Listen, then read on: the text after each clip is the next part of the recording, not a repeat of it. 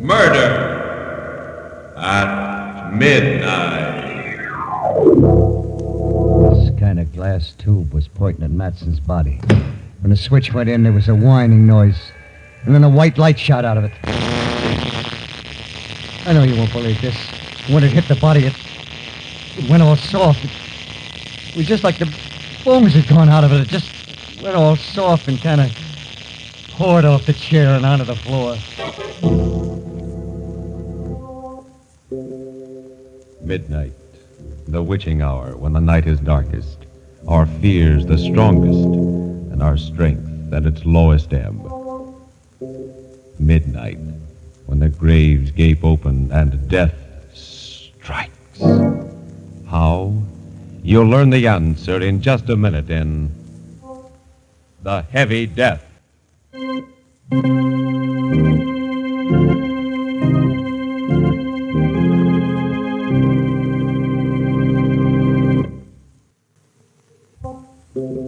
And now, Murder at Midnight, tales of mystery and terror by radio's Masters of the Macabre. Our story, written by Robert Newman, is a weird and fantastic nightmare called The Heavy Death.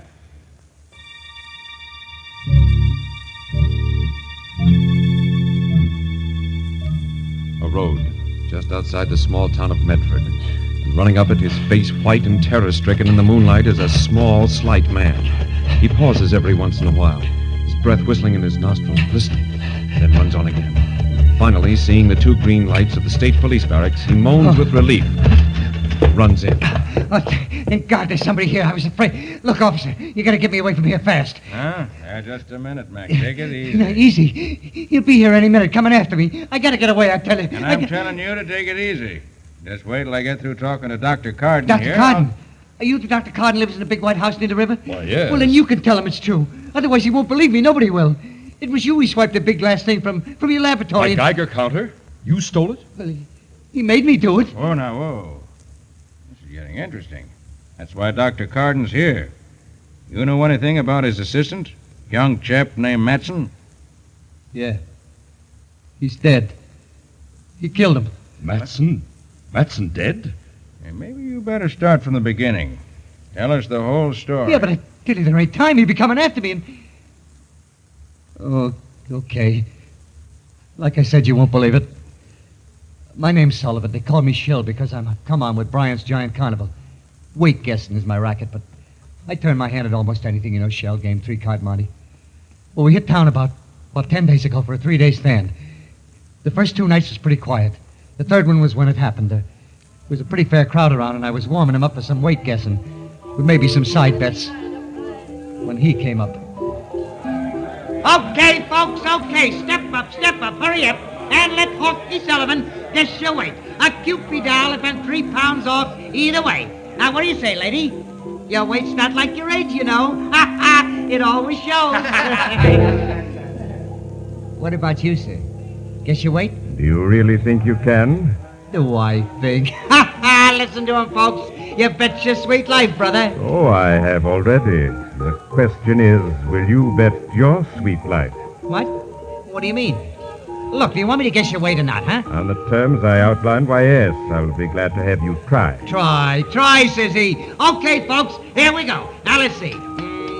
A big man, a solid man. Hefty pair of arms on him.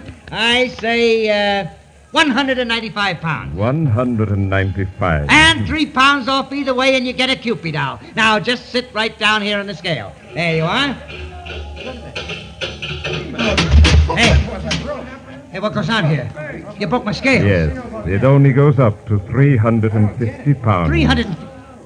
What do you got in your pockets? Would you like to look? Nah. No, I don't know how you did it, but more power to you, brother. When I lose, I pay with a smile. Well, here's your Cupid. Thank you. No, that's not what we bet. What? What do you mean? I think you know what I mean. The carnival closes in about an hour. I'll be waiting.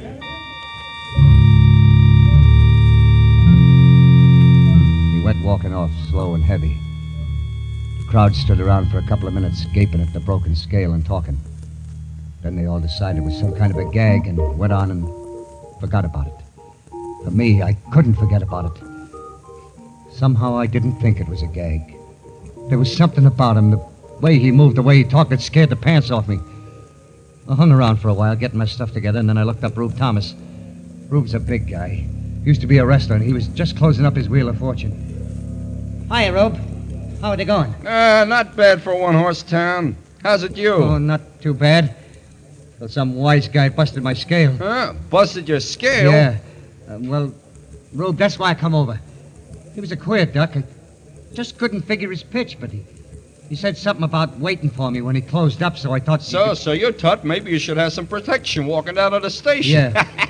That's a hot one. What is? You're on your side bets. Well, don't worry about it. Ain't no one gonna lay a finger on you when you're with Rube Thomas. I helped Rube take down the wheel. But even then, we were about the last to leave the fairgrounds. We went out through the main gate. It was pretty dark, but I wasn't worried anymore. I'd never yet seen anybody Rube couldn't handle. Then I heard footsteps. Slow and heavy ones. And then... There you are.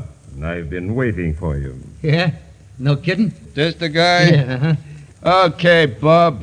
What's the pitch? What's your racket? Racket? There's no racket. Your friend and I had a bet. I've come to collect. Yeah? Well, I'll tell you a funny thing about carnivals.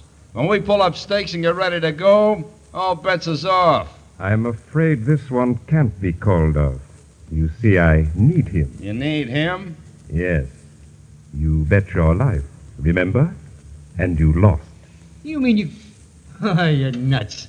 People who have thought so, but I'm not. Shall we go? No, I ain't gonna. Rube! Take it easy, Shell. I told you all bets was off, mister.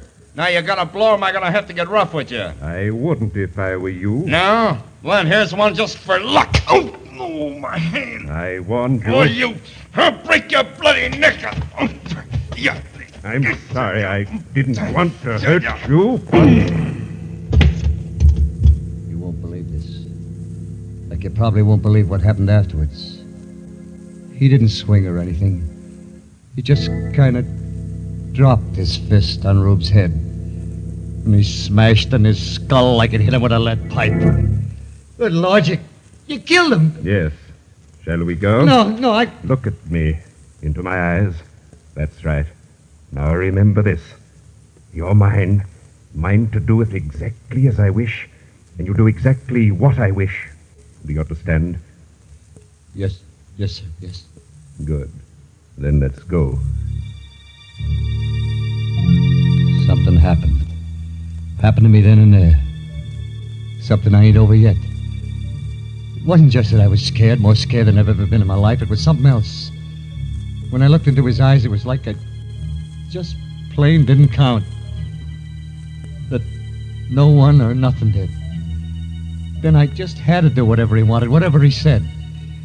We got in his car and drove to your place, Doc, and we stopped in front of it, and he pointed to the kind of low building behind it. That is Dr. Carden's laboratory. And he has something there I need. A Geiger counter. You're going in and get it for me. You mean swipe it? Yes. It would take too much time to make one of my own, and as I said, I need it. Now, it's a long glass tube, about this size, with filaments inside it. Yeah, but suppose somebody sees me. Suppose somebody comes... Carden's away in Washington with that childish atomic energy commission of theirs. There's only Matz and his assistant, and he must be sleeping. If he should try and stuff you, well, you'll have to take care of him, but remember, I want that Geiger counter. Like I said, it was like I was numb. Didn't have a mind of my own. I did it. Found an open window. Went in and got what he wanted.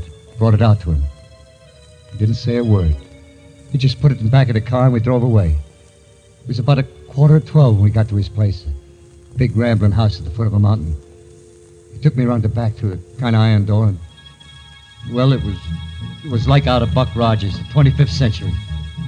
Big glass tubes, dynamos, wires. He must have noticed me staring because he said... Go ahead, look around. There's equipment here that doesn't exist anyplace else in the world. Yeah, but what's it all for? And if I told you, you'd be even more frightened than you are now. By the way, what's your name?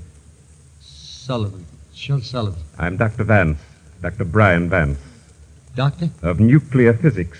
Without doubt, the greatest scientist in the world today. Do you know anyone else who has been able to convert most of the elements of the human body into the heavy isotopes? Look, I don't know what you mean, but is that... Yes. That is why not only my weight, but the entire atomic mass of my body's... What's that? Sounds like a car. Yes, but Cook... Oh, Matson. You must have heard you in the laboratory, followed us. Well, I was as quiet as I could, be honest. There's nothing to be worried or excited about. Hello, Matson. Vance, I should have known it was you Should have known what was me. that stole our Geiger. You did an awful lot of strange things in your career, Vance, but this time you've gone just a little too far. This time I've got you dead to rights. I'm afraid it's just the other way around, Matson. What do you mean? What? Vance, You don't really think I'd let you or anyone interfere with what I'm doing, do you? You killed him, Of course. Drag him over there out of the way. There's a certain experiment I'm just about ready to try, and his body will come in very handy.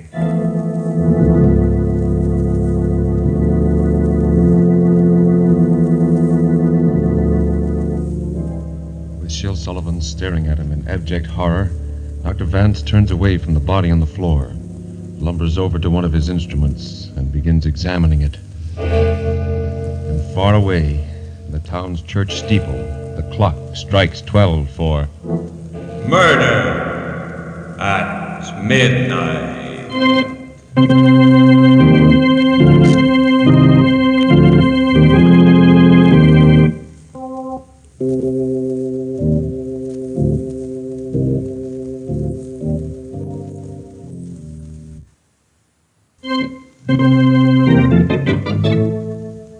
And now back to Murder at Midnight and The Heavy Death. It's just a moment later. Sergeant Rowe and Dr. Carden are staring incredulously at Sullivan as he pauses for a moment in his terrifying story.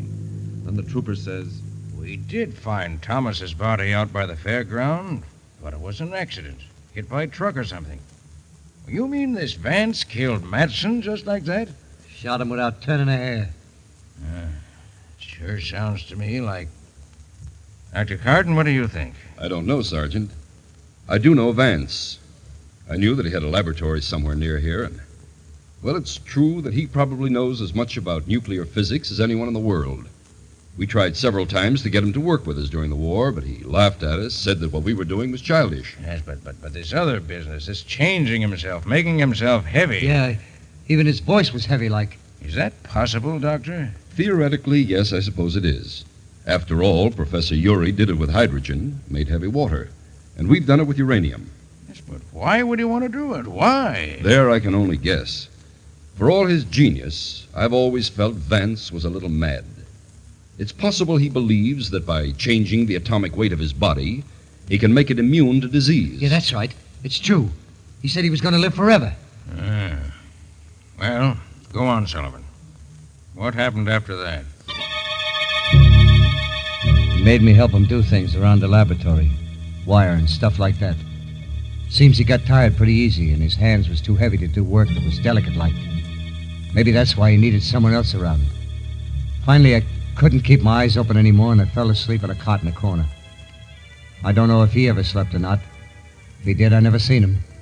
When I woke up, it was around noon, and he had Matson's body propped up in a chair against a kind of a silver screen. So you finally got up, eh, Sullivan? I was just going to wake you. Yes, sir. I'm kind of hungry, sir. Oh, yes, food. Well, you're going to help me with a little experiment first, and then we can eat. Yes, sir. What kind of experiment? You mean... Why, yes. An experiment on our friend Matson's body. He won't mind. Just a little calcium transmutation. First, we switch on our alpha generator here. Then we make a few frequency adjustments. What are you going to do? You'll see. Over there, stand by that master switch on the converter. And when I give the word... Yes, sir. You let it climb just a little higher. A little higher. Now! Oh, good Lord. No! It was a kind of glass tube pointing at Matson's body. When I threw the switch, a white light shot out of it. And I know you won't believe this. When it hit the body, it went all soft. It was like the bones had gone out of it. It just went all soft and kind of poured off the chair onto the floor. I must have fainted or something. When I come to, Vance was standing over me, smiling. Anything the matter, Sullivan? Don't you feel well? Yes, sir, I'm all right. I was just that was the most awful, most terrible thing. Sullivan, if you were a soldier and you saw that happen to the man next to you, would you feel much like fighting after that? What? You mean you're going to do that? I'd advise you not to ask too many questions. We'll dispose of the rest of the body later, but now let's eat. Like I said, it was just about a week ago.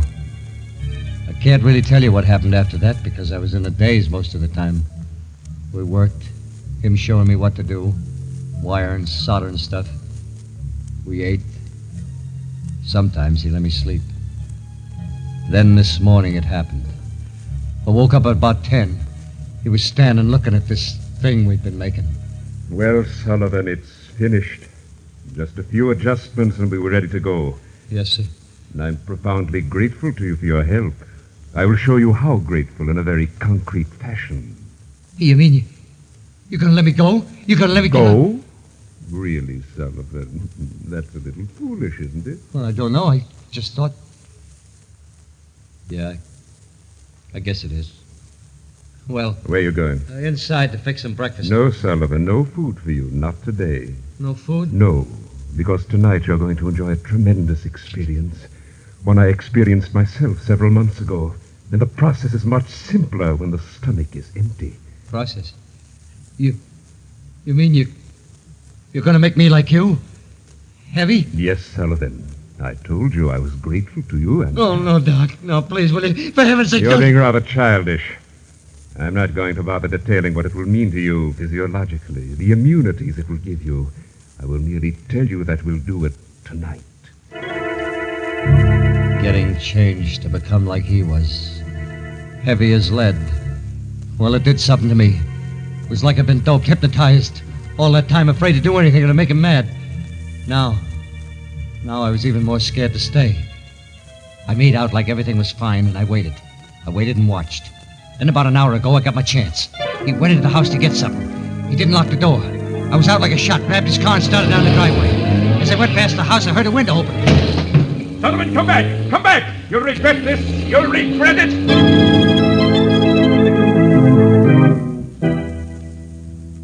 That's the story.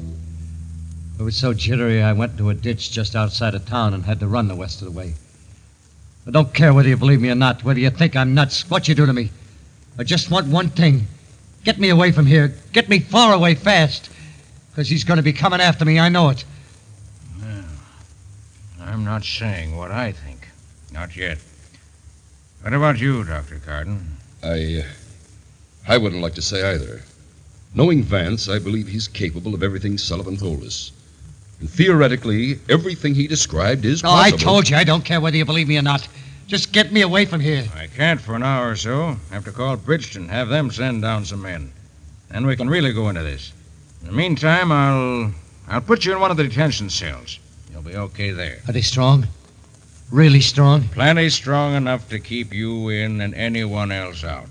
Come on.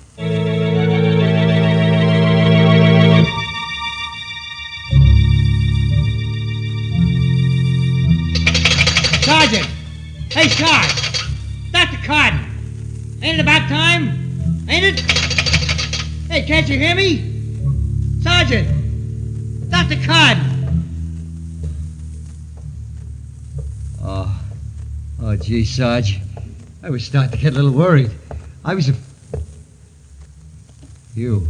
Yes, Sullivan. You didn't really think you were going to get away, did you? Oh. What are you going to do? You can't do anything. The cell door is locked. Is it? Let's see. Hey, you see? You can't break it down. You can't. It's steel.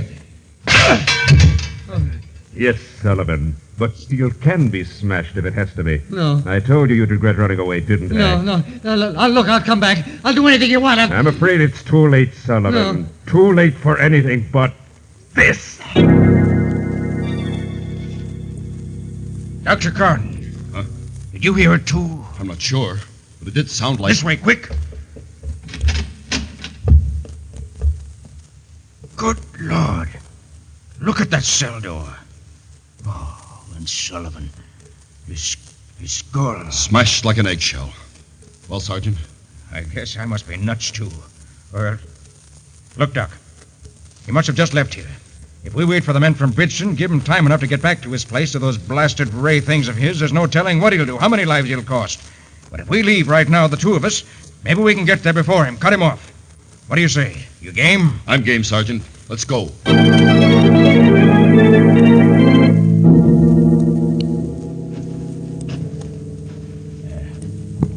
That must be it. Right ahead. The laboratory's probably around and back.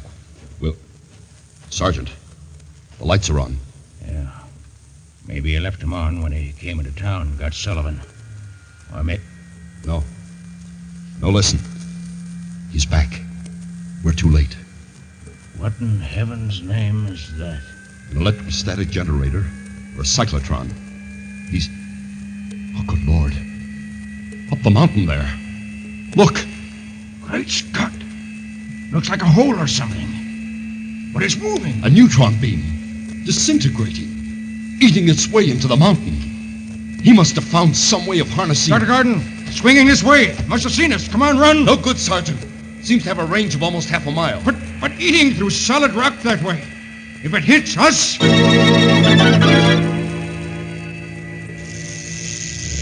You came to see just what Vance was doing, eh, Carden?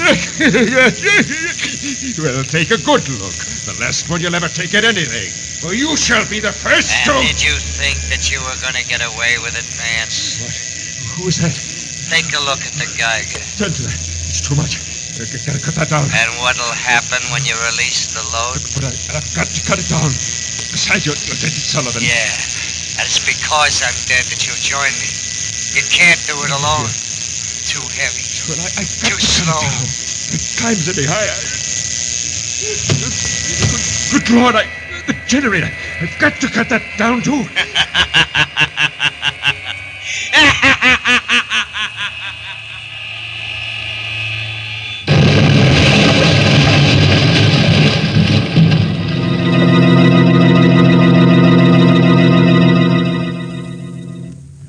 Dr. Garden. Dr. Garden, where are you? Over here, Sergeant. You all right? A little shaken up, but yes, I'm all right.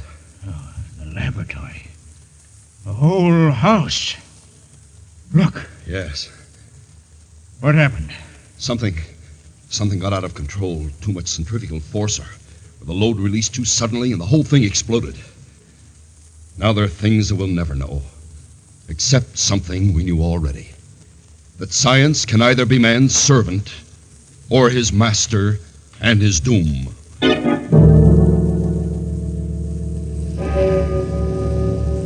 And as I stand there, gazing at the smoking ruins that were once Vance's laboratory, through the blessed silence comes the distant clang of the clock in the town's church steeple. For the second time, striking 12 for... Murder at midnight.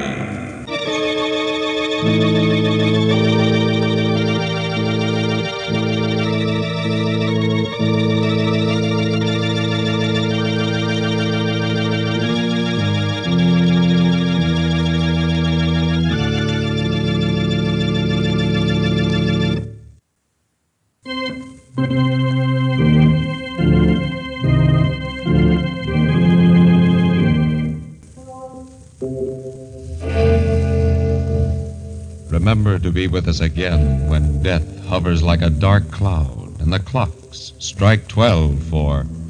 Murder at midnight.